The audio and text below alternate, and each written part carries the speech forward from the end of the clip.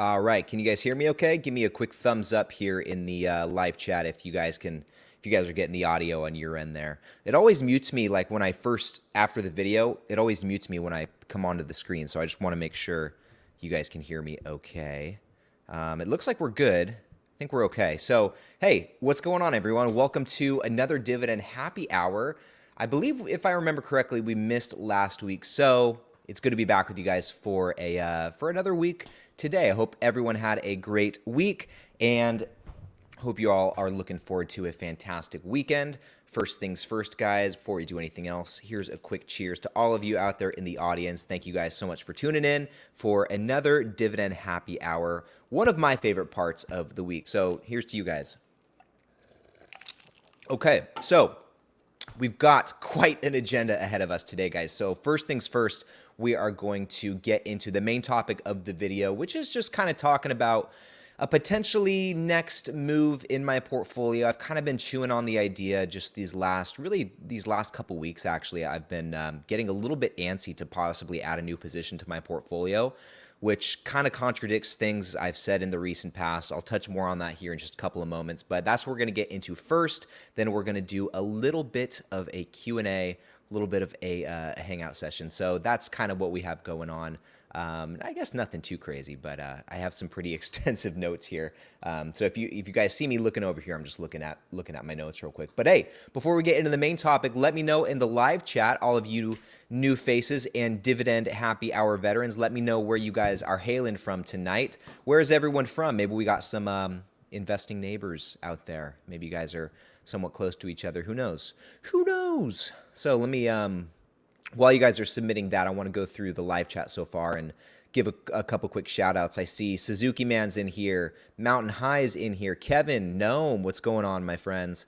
We've got Jason, Big J, Board Retiree, how's it going, my friend? Oh, real quick, guys, Board Retiree, do this for him. He says, help him being me, and tickle the like button. Guys, please go hit that thumbs up button if you wouldn't mind doing so. I always forget to mention it till like 30 minutes into the live stream, so thank you guys for the reminder. I appreciate that. Kama's in here, Kamarai, Shamir, the legendary Shamir we got in here, CG, Kevin Murphy, what's going on, Kevin? Captain Suburbia, what's going on, man? Yeah, I think I'm all caught up there, but anyway, let's see. We got Jason over there in Tulsa, Oklahoma. We've got Kevin in Yakima.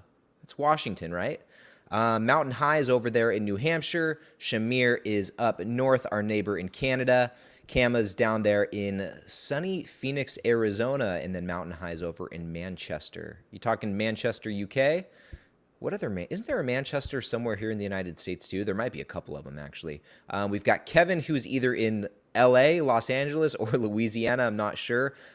Jim, my friend Jim's over there in Lincoln, Nebraska, which actually, real quick, while we're on the subject of our good friend Jim here, a few weeks back, maybe a month or so back, we kind of touched on the idea of doing a portfolio update, and just while we're all here together, that is something that's still on my radar. In fact, Jim has been so kind to send me some of his portfolio information. So, coming up maybe in the next couple of weeks, maybe we'll do it on a Dividend Happy Hour here. We'll maybe start doing some, I'm not portfolio update, excuse me, guys, portfolio reviews, where I just go and take a look at your guys' portfolio and give my quick, grain of salt thoughts on them. So anyway, Jim, thanks for sending all that over. I just wanted to announce that so you didn't think I forgot about you.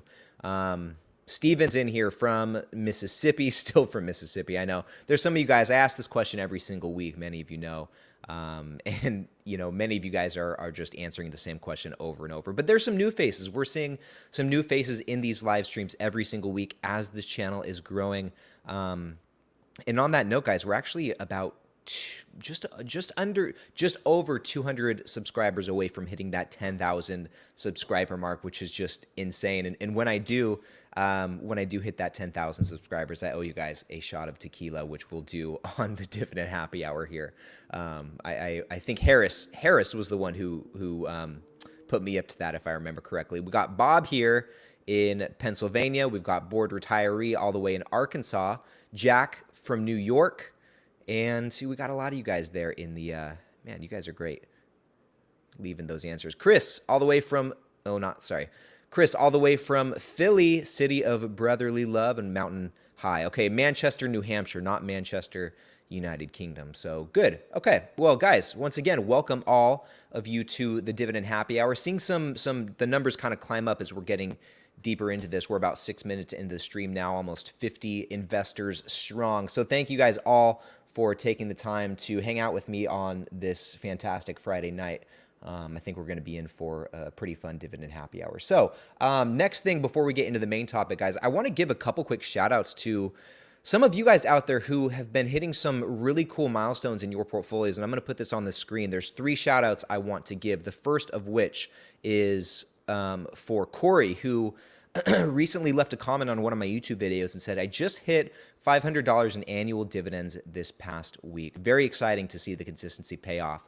And then thanks for the vids. Help us stay motivated. Cheers. Corey, man, congratulations on the milestone. $500 in passive income is no joke. That's, what is that, guys? $60 per month on average? That's fantastic. So well done, man. Keep up the good work. And I think you said it best. Consistency is the name of the game. And, you know, you just hit that 500. Pretty soon you'll hit that 1,000 and so on and so forth. And it'll only happen with consistency, so keep it up. So going over to the next shout out, this is my good friend North, who in the Discord group recently passed a pretty cool milestone in his portfolio. He just recently hit $5,000 invested in his portfolio. And he says, portfolio broke 5K today. I really can't believe it because I wanted it so bad. I don't blame you, man. It's a good goal. So he says, my next goal is 10K, which will happen, you know, sooner than later for sure. I just want to say to anyone reading this, you can do it too. I started 6 months ago.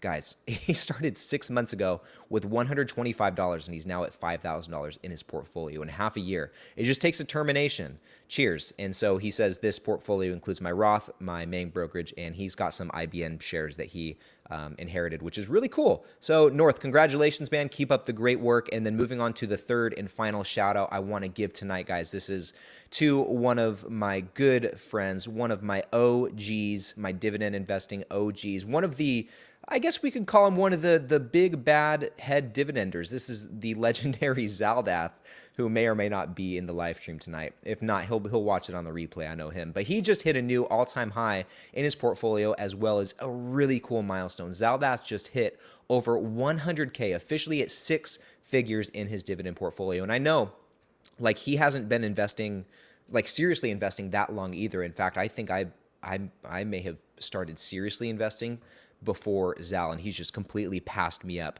in his portfolio. So he's absolutely crushing it. And while I'm explaining this, I see, oh, sorry guys, I just got lost in the live chat real quick. But as I'm reading this, I see one other really cool milestone from Taylor Bernard, who says, I'm so close to my $1,000 per year goal. Taylor, keep it up. You will hit that lickety split. So good for you. Congratulations. So guys, all of you who I just gave shout outs to, congratulations. That's super awesome. And if any of you guys out there in your own portfolios, if you ever hit any of these cool milestones or anything that you want me to pass along, please send it to me on Discord, which link in the description if you want to join the Discord group. Totally free. You just click the link. It'll take you right there where you can join. And we actually, speaking of milestones, we just hit over 1,000 investors in the Dividenders Discord group. So if you want to join the club, if you want to become a dividender like 1,000 other incredible people, link is in the description. So very cool. But anyway, guys, if you have any really cool milestones you want me to share, I love sharing your guys' great work and your guys' accomplishments. So send it to me on Discord. Send it to me. You can email it to me. Just leave me a comment in the video. I pretty much see it wherever it is. I try and be as active as I can in the comments and on the Discord and on email. It's tough keeping up with you guys sometimes, but I try. But anyway, if you guys have any cool milestones, let me know. I want to share those. So anyway, quick sip, real quick cheers to you guys out there. I know I did one right when we first started, but we've gained about 30 streamers since we first started. So since we like really first started right out of the gate. So hey, cheers to all you guys. Thank you for joining this week's Dividend Happy Hour. And also let me know in the live chat, what are you guys sipping on tonight? I know some of you guys usually come prepared with a cocktail like myself. Others, maybe just come to watch and have some fun. But if you're sipping on something good, let me know. I'd love to hear about it. Okay. Let's get into the main event, I guess. So guys, you saw the title of the video, you saw the thumbnail. I'll just come right out of the gate. The thumbnail might have, how do I explain this? The thumbnail might have teased that I'm adding a new position to my portfolio, and I don't have anything concrete in mind, I'll be honest with you, but the idea of doing so is something that I'm thinking about. I've been getting very antsy to add a new position to my portfolio really in the last, I'd say really the last couple of weeks. And it's interesting. And I mean, you guys, especially if you're familiar with my content, you'll know this is kind of contradictory to other things I've said in the recent past. I mean, these feelings are coming right off the heels of me talking about being content with where my portfolio is at. I was just kind of talking about this in my most recent portfolio update from 2 days ago, where I'm like, I'm good with my portfolio this month. I'll just focus on building out the positions and averaging down and the positions that I already have. And, so this is, I don't know, it's kind of hit me like a ton of bricks these last, I guess I shouldn't say the last couple of weeks, because really, really, I think it's been the last week. And it is interesting that I'm kind of, I don't want to say having a change of heart, but definitely more open to adding a new position. And just to explain kind of where this is coming from, there's three different things going on here, I think. The first of which is I've recently been getting back into the groove of researching stocks. Admittedly, there was a period of time where I was doing pretty much no stock research. I was, somewhat keeping up on stock news. I was, checking out my portfolio performance. I was still buying stocks every single week. I didn't miss any of that. But there was a period of time where I wasn't researching any new companies. I wasn't really looking into anything new. I was kind of just sitting on the sidelines, and totally content with it, just building out the positions in my portfolio. I had a handful of stocks I could average down on, ones like Verizon, Starbucks, Lowe's. I bought a little Snap-on, Intel, been buying some Intel. And so I was cool just rocking with those for a period of time. But as I'm getting back into the groove of researching stocks and I guess seeing not only what's out there, but also how the market's been moving. As you guys know, July was a very green month. Many stocks climbed. My own portfolio saw a pretty nice jump in the last 30 days. But having said that, I've kind of been getting the feeling that I'm missing out on on the opportunity to pull the trigger on some stocks, especially ones that have been sitting on my watch list, and kind of thinking, well, shoot, maybe, I don't want to say things have bottomed, because I don't know. I still think we could be in for some more red. But if things continue on the way that they have, at least this in the last month, then I might have missed my opportunity to buy certain stocks on my buy list, like Apple or like Target, or even like Bank of America, all of which have been up double digits in the last 30 days. So, I'm kind of starting to feel like I'm, I guess, missing out a little bit. And so maybe that's prompting me to want to getting a little antsy to add another position. And then the third thing, is in my own portfolio, the stocks that I have been averaging down on every single week, the Intels, Starbucks, Verizon, Altria Group in some cases, stocks like that, I'm starting to get to the point where I'm content with the allocation of those positions in my portfolio, which I'll dive into a little bit more in just a moment. But I'm starting to feel like I'm becoming very okay with how big of an allocation I have in all of those stocks in my portfolio. And I'm thinking, okay, even though, I'm still down double digits in Verizon, I'm down nearly 30% in Intel, how big of a position do I really want in those companies? I know some of them are getting up to be like 5-6%. And, I don't know that I want to add too much more. The Intels, Verizons, even AT&T and like 3M. And I think they're all good companies. I'm in them for the long term, but I don't know that I might be ready to move on and start buying some other things. So those three things are kind of why I've started to feel like I might be ready to add a new position. And so it begs the question, what's going to happen from here? What am I going to do from here? So really, in the meantime, guys, nothing drastic. I'm not going to make any rash decisions and just pull the trigger on anything too quick.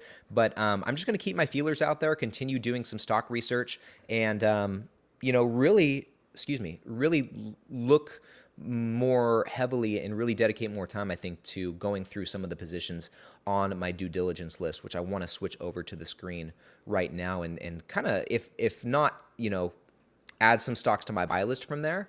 at least start narrowing down some of these positions. So if we go over here, guys, this due diligence list, this is basically one of two watch lists I have. I have this due diligence list, which are stocks I still need to research. And then I have my buy list, which is only right now Apple and Target, where I know I'm ready to buy these stocks. I just, I'm kind of waiting for the right price. And for both of these, I was kind of thinking maybe in the 120s, 130s. But as you can see, I mean, especially if you go over to this performance tab and go in the last month, Apple's up 20% in the last month, Target's up over 16%. So they're moving in the opposite direction from where I want them. So I don't know what's going to happen with those, but I can start going through this due diligence list and start knocking some things out. And I've been making some more additions to this list recently. I've had Abbott on there for a little bit. Bank of America has been on there for a little bit, but there's a few new positions that I've added. KRC, which is Kilroy Realty Corporation. I just added this company yesterday to my list. It's a real estate investment trust, looks really solid, pretty small market cap. I think it's got a market cap of about $6 billion, but I added that one. I want to do some research into that one. RHI, which is Robert Half International. They're a staffing agency in the industrial sector. Like some pretty solid financials. So I'm looking more into that one. Simon Property Group, I've been really hyped on this stock, so I want to look more into that. But truth be told, guys, I don't want to say too much right now because I'm putting out a video on this next week. Kilroy, I might remove SPG and put more emphasis on Kilroy just because seems to be more growth there, but I'll save that for another video. But anyway, same thing with Vici. I might just, be out of Vici for Kilroy. And then last but not least, Watsco right here, WSO is a new addition to my portfolio, or to my, to my watch list. And I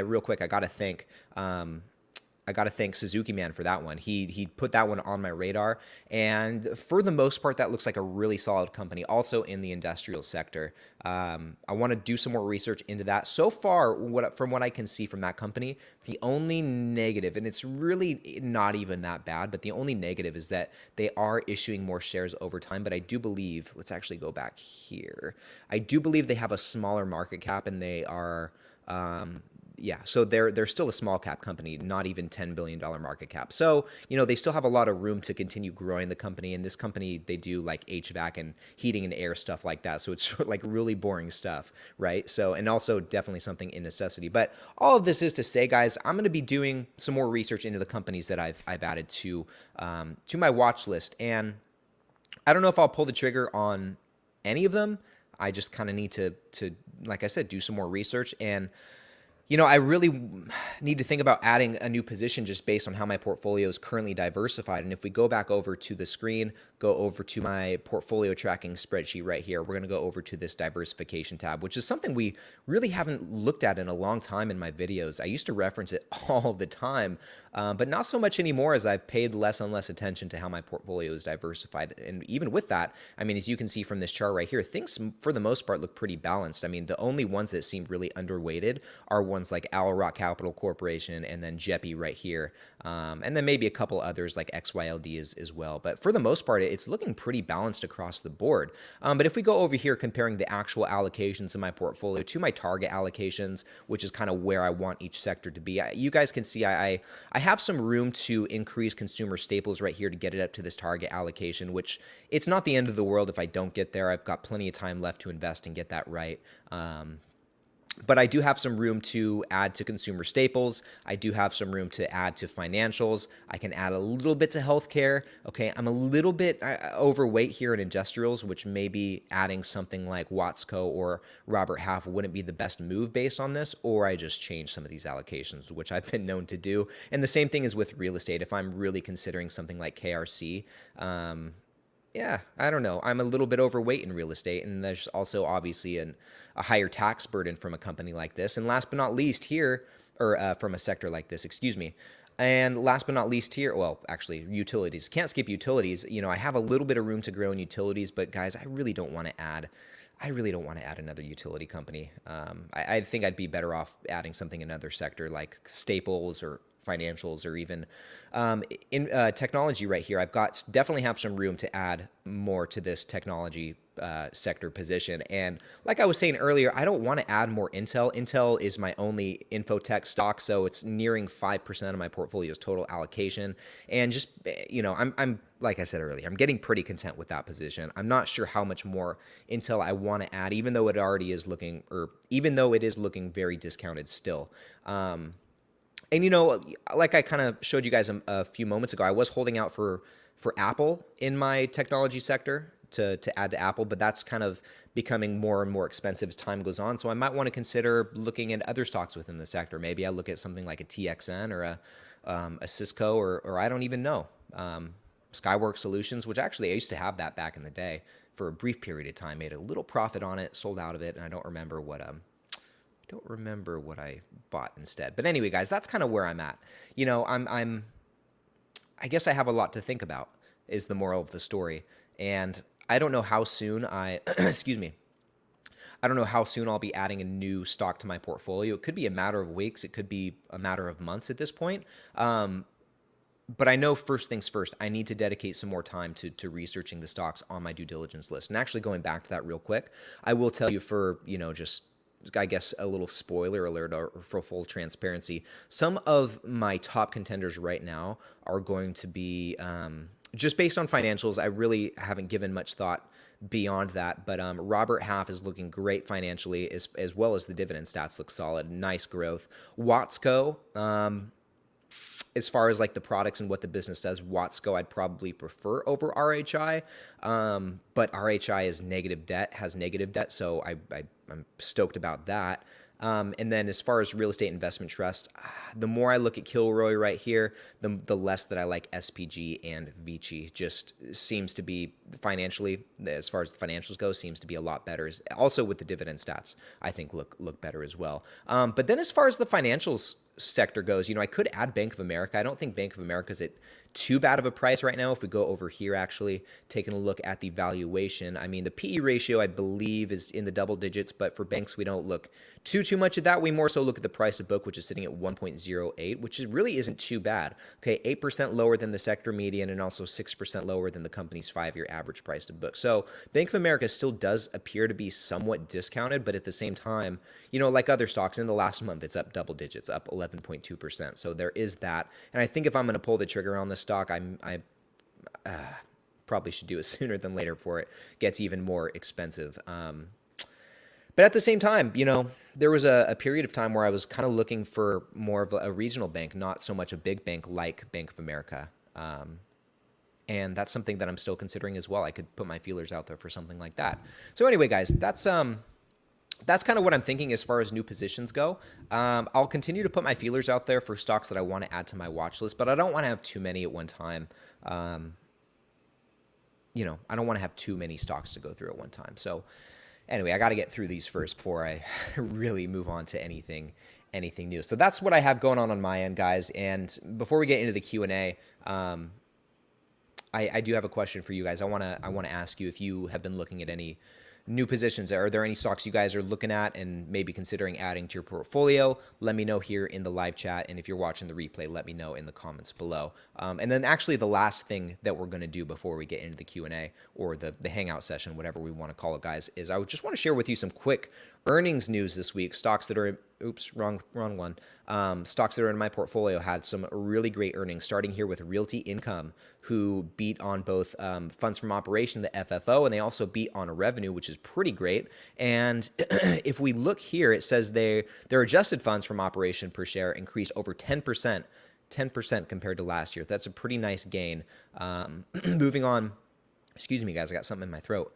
Moving on, EPD, Enterprise Products Partners, also beat on both earnings per share and revenue, so they did really, really well. In fact, their distributable cash flow increased 30% year over year. So huge gain just in the last year, which I guess is no surprise considering what's been going on in the energy sector. And then moving on, Main Street Capital Corporation, one of the business development companies in my portfolio, both beat on both the top line and investment income. So beat on, well, I guess this just shows earnings per share and investment income. But anyway, beat on both of those. So Main Street Capital Corporation did really solid, as well as ORCC, Owl Rock Capital Corporation, which is the other business development company in my portfolio, beat on both earnings per share and investment income. And I don't know, I should have read more into Main Street and ORCC to see if they issued anything as far as guidance go. But yeah, things are looking really good. In fact, with Main Street Capital Corporation, going back over here, they also had a really solid month, guys. Check it out. So I think they gained about 14%, even more than that. They gained 18.5% in the last month. So Wow, that's looking pretty nice. And I think my position is doing really well. If we go back over here, maybe I'm up around 20% now at this point. Let's see. Okay, not quite. I'm up 15.24% with Main Street Capital Corporation right now. But hey, that's still not too shabby, guys. Not too shabby at all. And I'm actually down with ORCC, so I'm still down 7.2%. So maybe I consider adding a little bit more to this position, but yeah, maybe I consider doing that. Maybe next week I'll buy some more shares of RCC. We'll see. But anyway, that's pretty much it as far as earnings news go. Now let's get into the Q&A. And just getting this out there right now, guys, I do have a hard stop right at 6 o'clock or so. I probably won't stay on too much longer after that. So just want to give you guys a heads up. You know how I like to get carried away with these. Like there was one time, maybe about a month or so ago, we were on here nearly 2 hours. 2 hours, guys. Oh man. Yeah, that was a long one. But yeah, tonight I'm probably going to call it quits in about, I guess, 35 minutes or so. So anyway, let's see here. Let's bring up a good comment. So Shamir says he's guessing that my next move is joining Tip Ranks. No, that thought had not even crossed my mind. I know Ari, my friend Ari over at Blue Lion Finance, he's been working with Tip Ranks now, I think for the last couple months, and he seems to be doing really well there. So good for him. And I actually don't know a lot about Tip Ranks. I think they're somewhat similar to like a Seeking Alpha, right? Excuse me.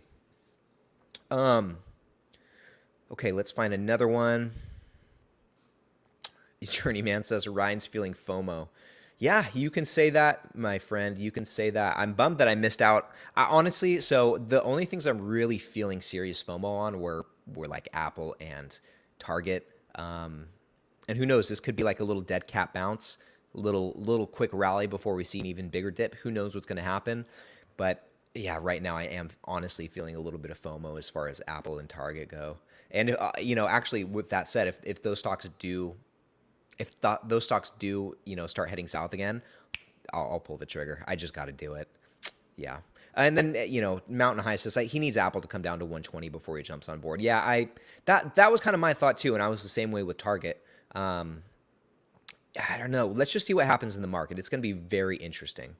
Very interesting. So Phil right here, this is actually an interesting comment. He says, 3M is a little bit risky with all of those lawsuits, because we were talking about 3M earlier in the video, but I don't think they will go away. Short-term pain for hopefully long-term gains. Yeah, I don't know, Phil, if you saw or any of you guys saw, but 3M recently announced that they were going to do a couple spinoffs. So I guess that was some pretty positive news surrounding the lawsuits, because they could spin that off into another company. They're going to set aside like $1 billion in some change to go through those lawsuits, and I think try and move on from there. I don't know if it'll be that simple. We'll see what happens, but I guess some news on that is better than none. So Johnny here, this is a good question. What makes you not add any more shares? Is the percentage or value in companies? Excuse me, guys. I'm full of weird sounds tonight.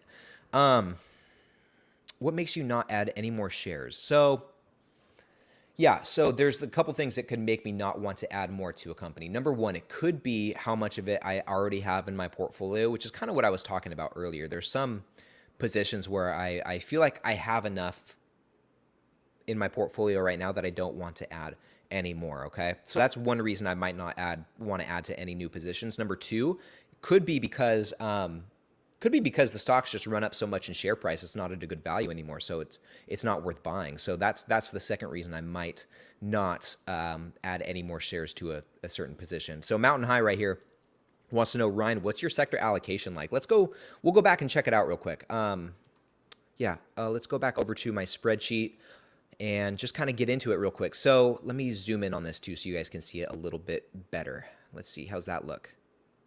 Here, let me hide myself, actually. Hide the comments, and I'll hide myself right here, okay? So yeah, here's kind of what my portfolio diversification is looking like. I have nearly 10% in communications. I have my lowest sector weighting is utilities, which is fine. I've even partly considered selling out a Southern company. Nothing wrong with it. I'm up quite a bit with that position, but I don't know. Realistically, I'll hold on to it just to stay in it because I built a decent position. But anyway, real estate, about 11% of my portfolio. Financials, about 6%.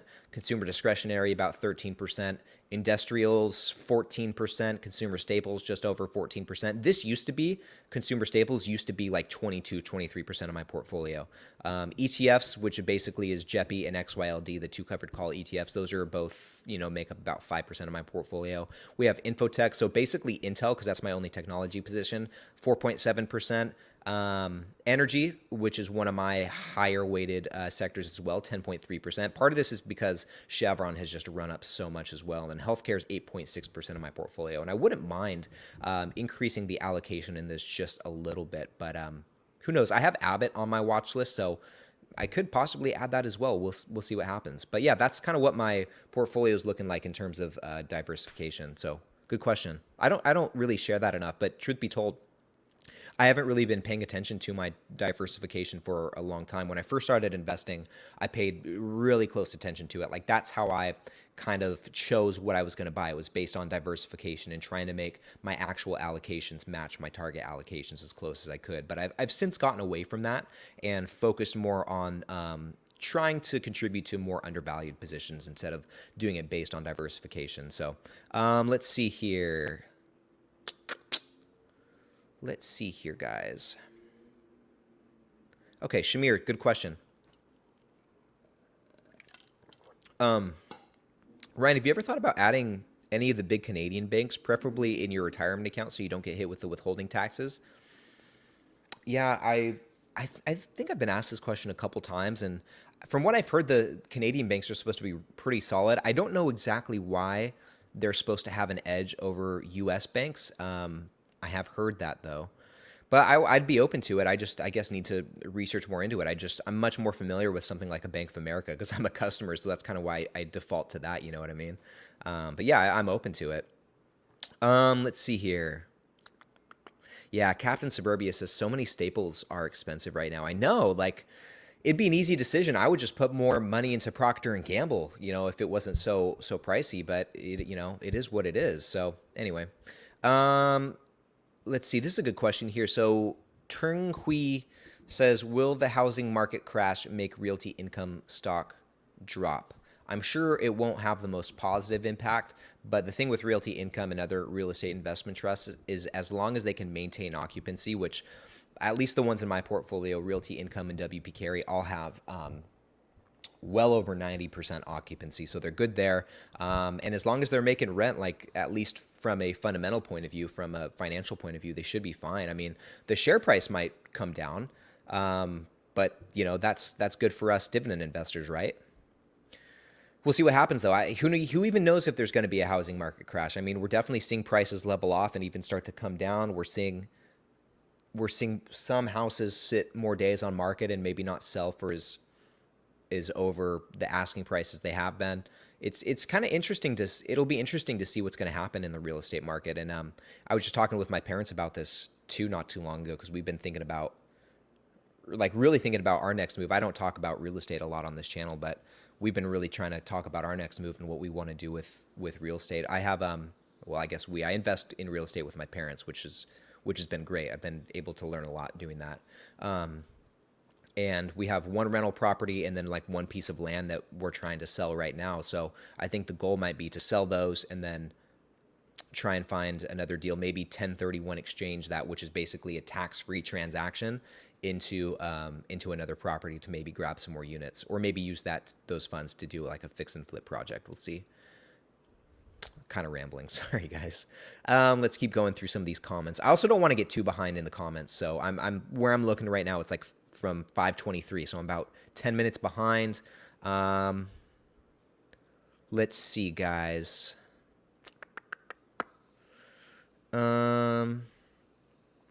Let's see.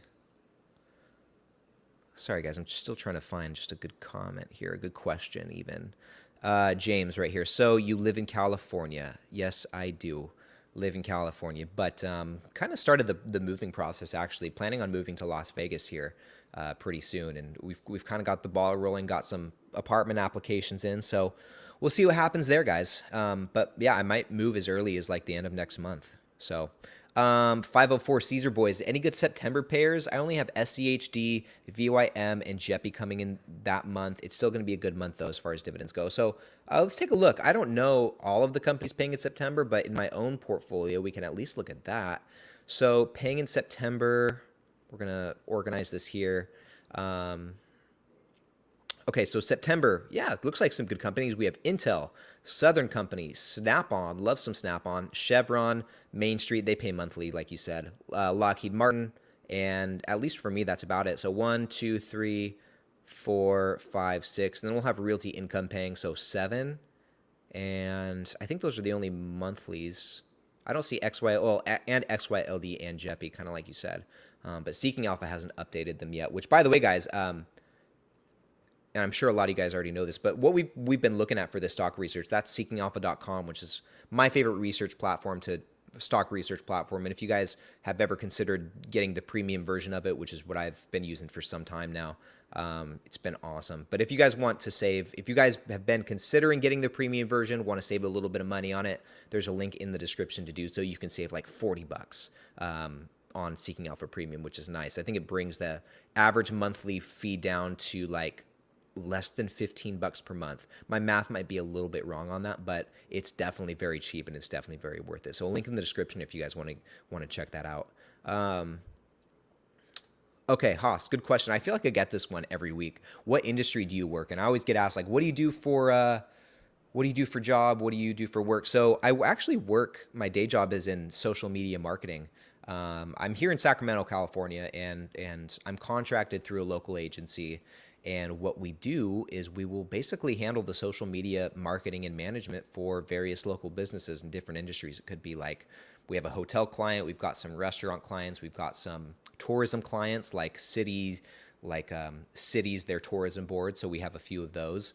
Some franchise companies that do like health and wellness, kind of all over the place. But yeah, we'll handle the social media marketing for those types of companies. So what we'll do is we'll go in on a monthly basis and we'll get all the pictures, all the videos, put that all together and then post that out on social media for them. So yeah, that's what I do for my day job. But Haas, and I'm going to knock on wood right here, but I'm really hoping like, what I want more than anything is to do this full time. I just love making videos, love talking dividend stocks, and I love hanging out with you guys. So I look forward to a day where I'm able to do this full time. It's going to be so awesome. And it's really not a matter of if, it's really a matter of when. I'm just going to keep going and keep on keeping on until that happens. So Jim here says, Ari changed his YouTube from Blue Lion Finance to Ari Gutman. Did he really? I did not notice that. Let's go check it out real quick. So Ari Gutman. Oh, he sure did. Wow. Welcome to the Lion's Den, or formerly Blue Lion Finance. Yeah, I guess you're right, Jim. Good call. I didn't realize that. Ari's a good dude. We've chatted a few times, and I'd love to get him on a live stream at some point. Yeah, he's a really good guy. I like Ari a lot. Let's see here. What else we got here? Okay, this is an interesting question. Suzuki Man says, what sectors do you feel are in a rotation right now? I don't really know, to be honest with you. I mean, I don't know. I actually don't have an answer for you on this one. Just, it seems like, I mean, last month, pretty much everything except the energy sector was in the green. So I don't know. Everything's going up. Okay, this is a good question. So Jim Cramer advocates doing 1 hour of homework a week for each stock in your portfolio. How much homework time per stock per week do you recommend spending? I think if you're a trader or someone who's a more active investor, I think that makes sense. But personally, the companies that I'm buying, I'm planning on holding for years. Like, I don't feel like I need to do an hour's worth of homework on Coca-Cola every single week. Same with Procter and Gamble. Yeah, I think for this style of investing, for dividend investing, and for those who take a long-term approach, there's a lot more upfront work. You have to spend a lot more time doing the homework before you buy the stock. And the reason being because you want to make sure that it's a company that you're going to want to hold through times, both good and bad. And I think if you are constantly doing homework or constantly revisiting these stocks, every single week, spending an hour on them, which for me, I have 23 positions in my portfolio, which means I'm going to have to spend an entire day every single week just doing homework on the stocks in my portfolio. It just doesn't compute. Anyway, I kind of lost my train of thought, but yeah, I don't think that's necessary for this style of investing. I think, like I said, you need to do a lot of work up front. Definitely contemplate on stocks for a period of time before you pull the trigger. But no, once you buy them, I think for me, like, let's just actually do this. So like, let's say Coca-Cola, right? Once you have Coca-Cola in your portfolio, you're sure it's a pretty good long-term hold. You're in it for the long haul. It's going to be good. You're not going to stress when it goes down in share price because it's a good company. The homework really could just be doing this. Go through the analysis, go through the news, and see what people are saying about it. And, just stay up to date on it. But it doesn't take an hour every single week. You might spend 20 minutes going through some of these, like just reading headlines, and not all of them are worth it.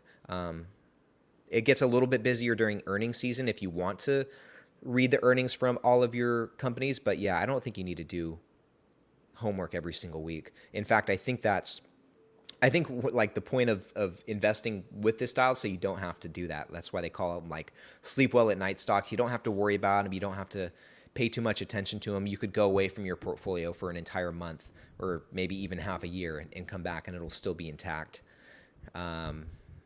That's kind of my thought on it. Hopefully that makes sense. That was a good question, though. Let's see. Let's keep going, guys.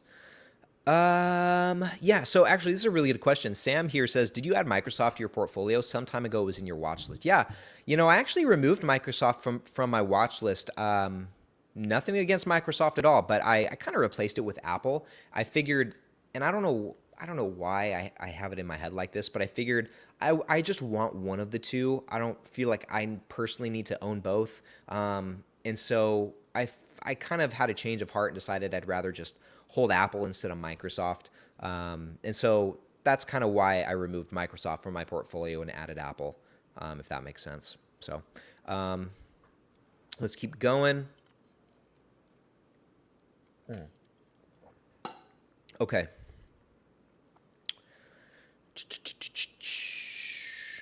Jack here says, do you want people to send you their portfolios for that portfolio review video you're doing?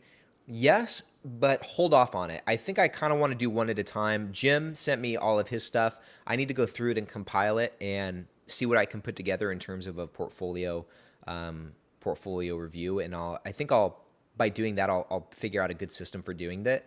And I think after doing it once, I'll be ready to take more portfolio reviews on. But I know as soon as I give the green light to you guys to send me your portfolios to review, I'll get probably I'll get at least 10, 15 submissions, and I don't want to keep you guys waiting for all those. So let me get through Jim first, I think. So not next week's Dividend Happy Hour. Next week's Dividend Happy Hour, at this moment, I'm planning on having Russ, Dapper Dividends, on the live stream. We talked about doing a video together next week. So if that happens, we're not going to do the portfolio review next week. But possibly the week after that, on the next Dividend Happy Hour, we'll do a portfolio review. I'll do Jim's portfolio review. And then depending on depending on how that goes, could possibly open it up to doing other portfolio reviews. But Jack, yeah, I would love to review your portfolio after that for sure. Yeah. Okay. So Andre has a house for rent in Vegas. Does he? I know he just bought a house. What house does he have for rent? Did he start investing in real estate?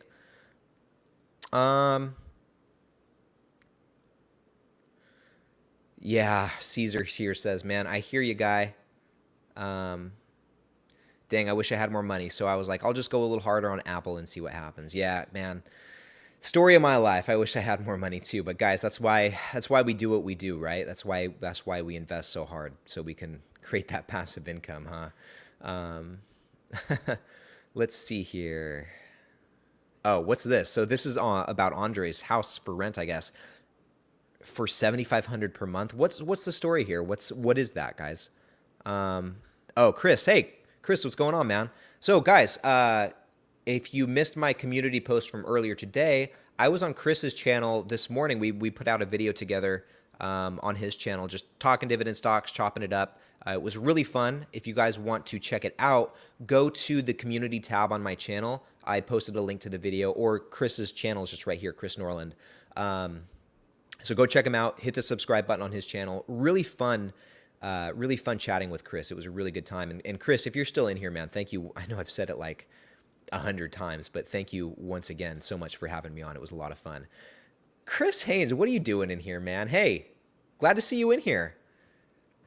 What are you doing in here? How'd you even find out that I do these, man? Chris is one of my longtime friends, old workout partner, old business partner, actually.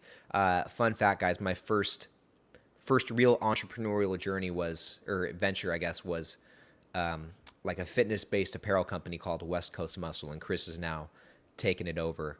And yeah, I miss you, man. Next time, well, one of these days we're gonna have to connect and get a workout in. Yeah, cool to see you in here. Let's keep going, guys. On to the next one. Haas says, thanks for answering my question, boss. Keep up the great work. Hey, man, thank you so much for asking. I appreciate the question. I really sincerely appreciate you guys taking the time to spend with me on Friday nights. I'm surprised more of you guys aren't out doing fun things. But, we're having fun here, so I guess that's what counts, right? But anyway, thank you guys so much for tuning into these, especially those of you who do this every single week. It really means a lot. Let's see here, guys. Hey, this is awesome. Caesar, he paid off all his credit cards and his car from Dogecoin gains. Good for you, man. Got lucky. Yeah, you can say that again, but good for you. That's awesome. Let's see here. Keep going, guys. Keep going.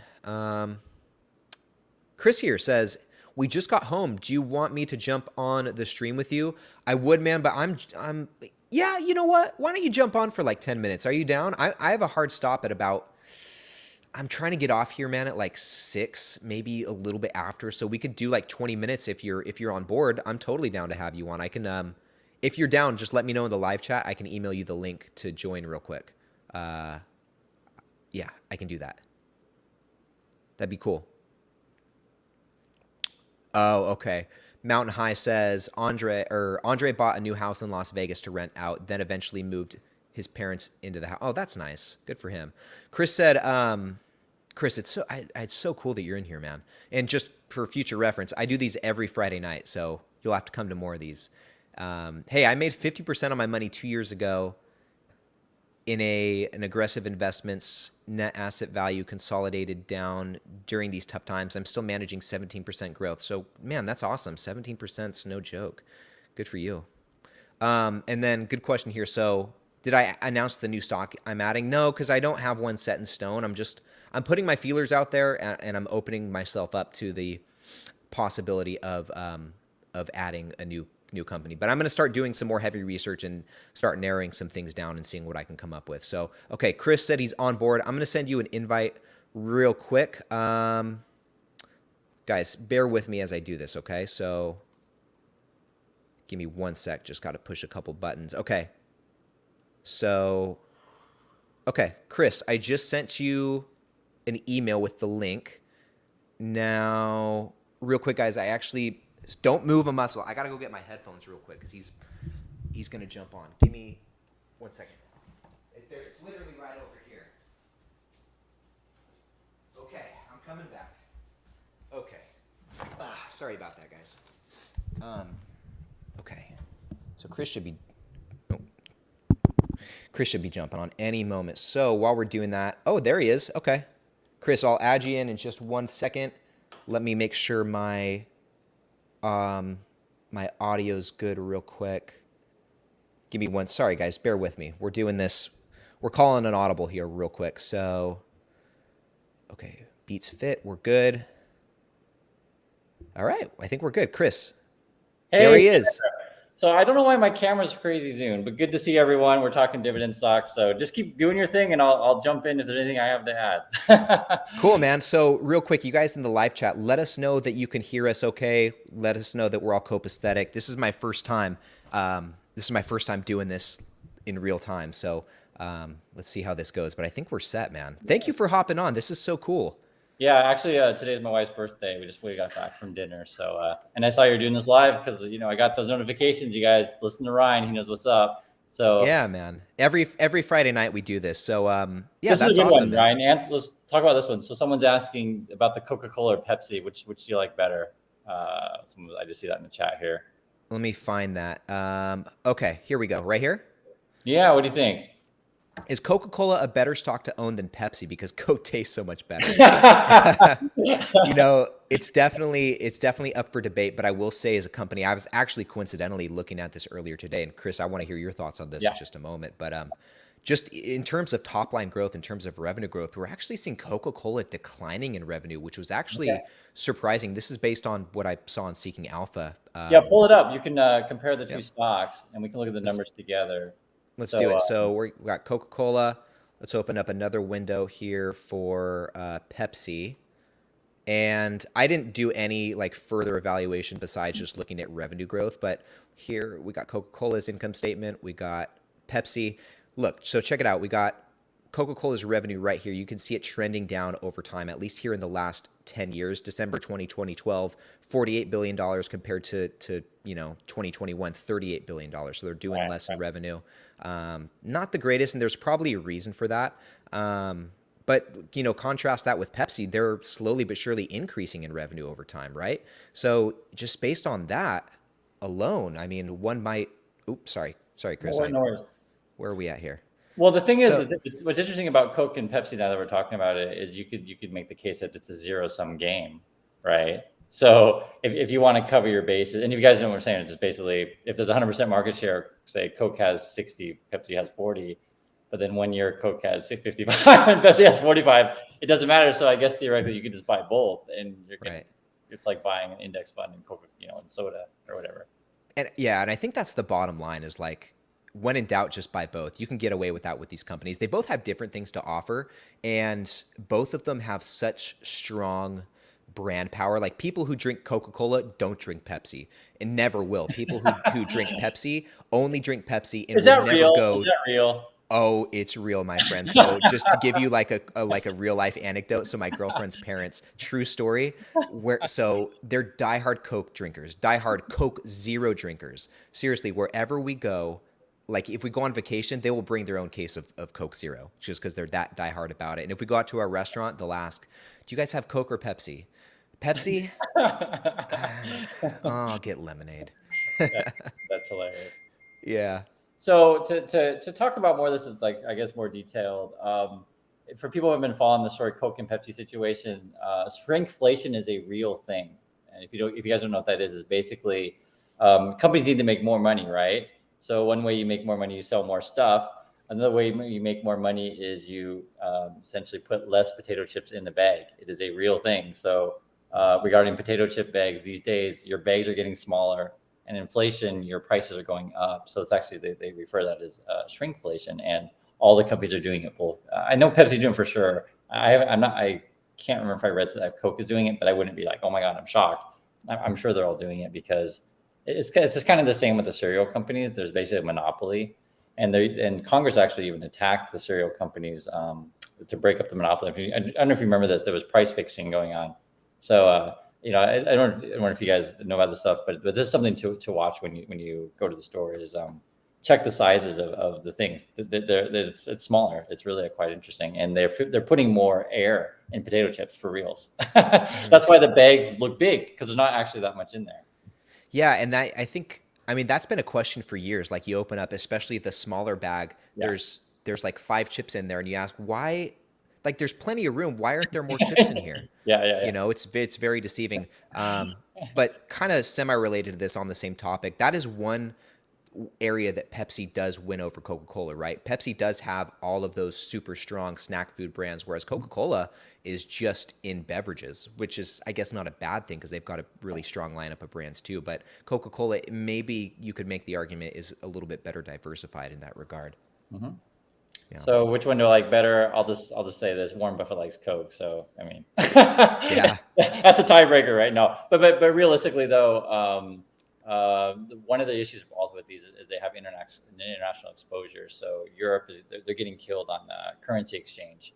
any company that has international exposure. Mondelez is in that group as well. They're all good companies though long term. I don't think Coca-Cola or Pepsi is going to go out of business. So stick with these ones. Mm-hmm. Absolutely, guys. Give us another question Yeah. to answer. I think we can get through maybe one or two more questions. That was a really good one. And Chris, if you see any in the live chat that you think would be good to pull up, let me know. Yeah, Coke for Pepsi is a funny one. Is there any other questions that people have though? This one's for you, Chris. Can you see that? We actually talked about this today in the live stream. I don't mess with options. To be perfectly frank, I have a lot of friends that work at Wall Street, and they say they believe the same thing I believe. It's basically gambling, and even professionals who are, like do this for a living, it's gambling. So that's why I don't do it. I prefer sure bets, and that's what dividend investing is. And that's what Ryan is about as well. It's not really betting; it's investing. It's different. Yeah. I was actually going to ask you this this morning, but what does your portfolio look like? Are you mostly in dividend stocks? Are you more in growth stocks? What's it kind of looking like on your end? So I'm a bit crazy. I do day trade. I have a service, and you can see my videos on that. I do not do charts like anyone else. So when the reason I mention that is when I look at like all these scammy channels out there that say, hey, look, follow my charts, buy my classes, stuff like that. And I do this every day, and I'm just like, what the heck are you guys talking about? So, because I do it every day. And so my stuff is like really different because basically I read the news. So to answer your question is it's like a combination of day trading and swing trading. So for example, I may be in SIGA, SIG. It's something that no one talks about, but it's a monkeypox stock, right? Because like monkeypox is a real thing. So to answer your question, I do with what makes money. In terms of like other stocks, I like Lockheed Martin. I think I called this one last year. I called Archer Daniels Midland last year. No one else was talking about these things. You won't find them on tip ranks or Seeking Alpha because the Wall Street doesn't pump these up, but they're good stocks because if you understand that inflation was coming, which I knew it was last year, I knew that food would go through the roof. Occidental has been a good one as well. I knew that would be good. Suncor Energy, which is a Canadian one, which no one on TV will ever talk about, has been a good one. That's ticker SU. Those kind of things. That the reason why I say like Lockheed Martin is if you want to go more, what do I call it, experimental. People buy all those like crazy rocket stocks, that kind of stuff, the penny stocks basically. But if you go with Lockheed Martin, like they got partnerships with Amazon, Cisco, NASA. They're not going anywhere. And the government's going to always be buying weapons, and they're going to be selling weapons to countries in Europe because of the war. So I like that kind of stuff, and I like your basic food stocks, like your Coca-Cola, that kind of stuff. I'm with you on Lowe's as well. I think that is a well-run company. And then you were saying earlier that you're more Apple than Microsoft. I prefer Microsoft over Apple, mostly because Apple's too exposed to the consumers. Which I think consumers aren't going to be buying phones, whereas Microsoft is more B2B. I don't think Microsoft Teams is going to go anywhere. And so I would be more apt to Microsoft, but I don't think either company is bad. Out of all the big ones, Apple, Microsoft, and Google, I think are fine. I wouldn't touch Amazon. That's my opinion on that, though. I could be wrong. Is there a reason for that? Yeah, I think Amazon has reached full saturation. They can't grow anymore. They can grow in Europe. They've bought they're buying up streaming for football, soccer. And so they're trying to grow that way, and they're increasing their prices on Amazon Prime. But that's where their growth is going to be. They're probably going to look to buy Jumia in Africa or maybe buy Coupang in Korea, but they just can't grow anymore. They're full saturation. So, if you look at their stock, it hasn't performed that great, and then they don't offer a dividend. So I'm not interested in it. But that's the kind of stuff like I do a lot of swing trading. But in terms of like if someone says, "Hey, Chris, what do you like right now?" I would just stick with your solid ones. I would probably stick with like your Microsoft, Coca-Cola, Lockheed Martin. I like Archer Daniels, and anything on the dividend aristocrats. To be very frank, and I like Realty Income, which is a real simple stock. You like that one too? Oh yeah. Accidentally, Realty Income is like my second biggest position. When I first started investing, when I first started investing a couple years ago, before I really knew, well, not that I really know what I'm doing now, but before I knew a lot about this stuff, I bought a ton of Realty Income. Honestly, Chris, solely based on stuff I would see on YouTube, which I know is not the best strategy, but Realty Income seemed and it still does. It seemed like one of the companies to have. It's such a popular stock for dividend investors to own. So I was like, well, shoot, everyone's buying Realty Income, so I got to add some to my portfolio, and I just loaded the boat. But I haven't picked up any more shares really since I first started investing, but it's still one of my bigger positions for sure. And then if people are looking for other stuff, any of the big drug stocks are going to be good. That's going to be your Eli Lilly, your Bristol Myers Squibb, Johnson and Johnson. Johnson and Johnson's, they're not going anywhere. You want to be in. You want to be in company. And I like Procter and Gamble quite a bit. Yeah. So you just want to mix up your portfolio. You want to be in stuff that's going to make money. If the economy goes left, right, up, down, we're going to buy Band-Aids. We're going Right. Right. So the one I'd be curious your opinion on, the one that you talked about in your channel was Altria. I don't know what to make of cigarettes, right? So I'll give you an argument against it. I'll give you a pro and con, and chat, you can have your opinion as well. The con would be people aren't going to be smoking anymore in the future. That would be like, they just, awareness is going up, and maybe that's not going to be a thing. The pro would be, no, Chris, you're wrong. People are addicted to that stuff. They're going to smoke forever. And there's two, you could go either way on that. And then the third one to throw in there is that big investment funds, retirement funds, university funds, they're all about ESG investing, and tobacco doesn't fit that. And so I think in the past, tobacco was a very, very safe play in terms of just investment, right? Forget about morality. That's a whole different issue, right?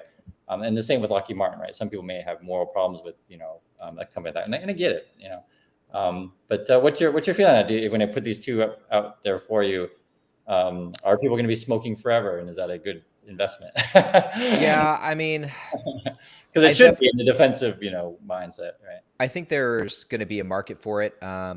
It does seem that is a declining market, right? Okay. At least combustible smoking, and I know Altria Group is aware of that and is making a pretty big effort to transition people to a smokeless tobacco future, which if you go to their website, that's like one of the big headlines on their website.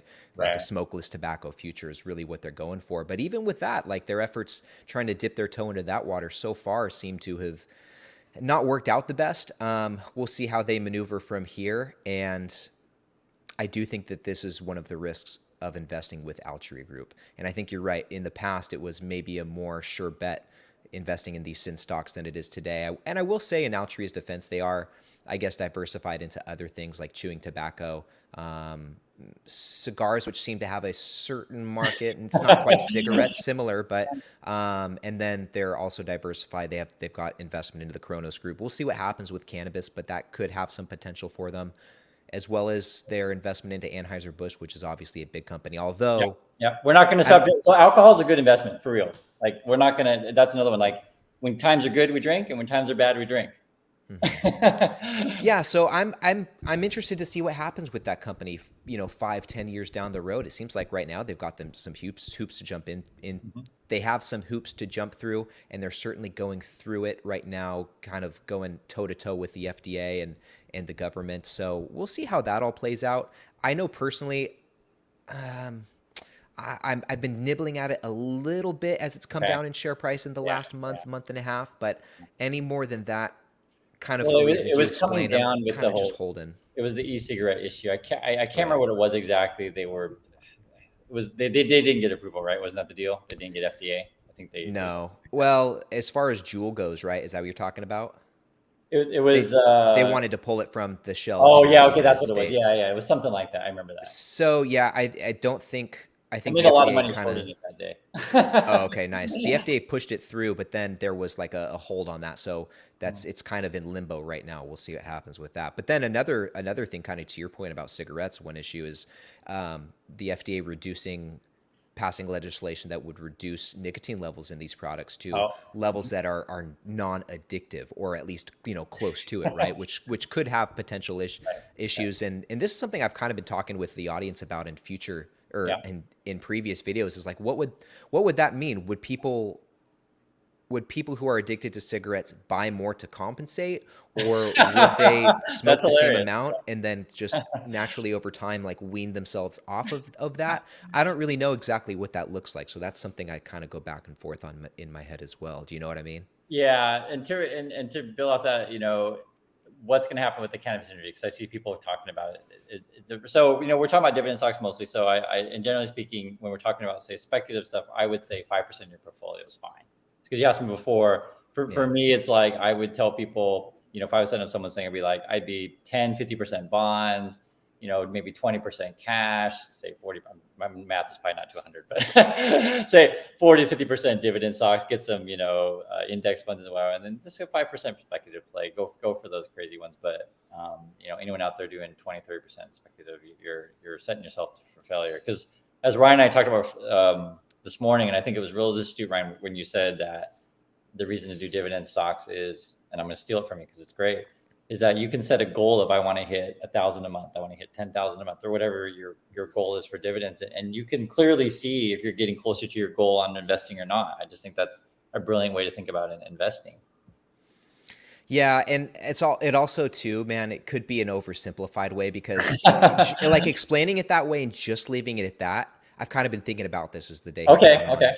Just leaving it at that without any further explanation or any more context does leave it open to the interpretation that, well, if that's all it is, maybe I'll just go look for the highest yielders I can find and get there as quick as I can. Yeah, I get it. And, so, but as you know, it's not that simple, and you need to spend more time with it than that stuff. But someone who's like, if this is someone's first investing video that they're watching, I don't want them to take that and just leave it at that. You know what I mean? But, well, the big one I think people need to walk away with, and I think this is sort of what's going to confuse a lot of people. So I'm old, I'm pushing 50. I lived through .com bubble, I lost money. I lived through 2009, I lost money. Is that markets change, right? Dividend stocks are going to be in vogue again, or already have started to really shift, because people look at, say, the last 10 years and they're like, what are you guys talking about? You guys are crazy. But you got to think about how eras change, and you got to know, it's the same as like, last year you want to be in essentially Zoom, like just for example, right? Because that in that era, Zoom and Peloton were where you would want to be, but now that's not where you want to be, right? You want to be in stocks that are recession proof, essentially, right? To be in stocks that are going to make money, and companies are going to make money no matter what. So don't discount dividend stocks if people say, oh, well, X stock is doing well, maybe that's what I'm saying. So. Yeah. Well, I think that's a really good place to wrap up. I got to hit it for the night. Chris, I know it's 3 hours ahead over on your end, 9 o'clock over there. You're probably getting ready to go out on the town. Yep. Big Friday night. And, but anyway, man, thank you so much for hopping on. This was a fun little surprise doing this kind of last minute, in the moment. So thanks for having me. And, thanks again to everyone for watching, and everyone out there in the audience, you guys, thank you so much for tuning in. We just went through an hour, had a lot of fun. We'll be doing this again next week. And like I said earlier in the video, I think I'll have Russ from Dapper Dividends on next week. That's kind of the plan. But we'll see what happens. But at any rate, guys, thank you so much for tuning in. You guys all keep up the good work, keep investing, and I hope you have a fantastic weekend. And Chris, also happy birthday to your wife, man. Hope you guys had fun tonight. Okay. Bye-bye. Bye.